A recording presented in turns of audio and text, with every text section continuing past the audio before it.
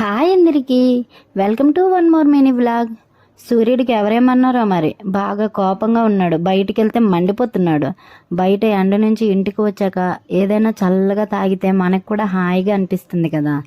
బయట వేడిని తగ్గించలేము, కానీ బాడీలో వేడిని అయితే తగ్గించుకోగలం కదా.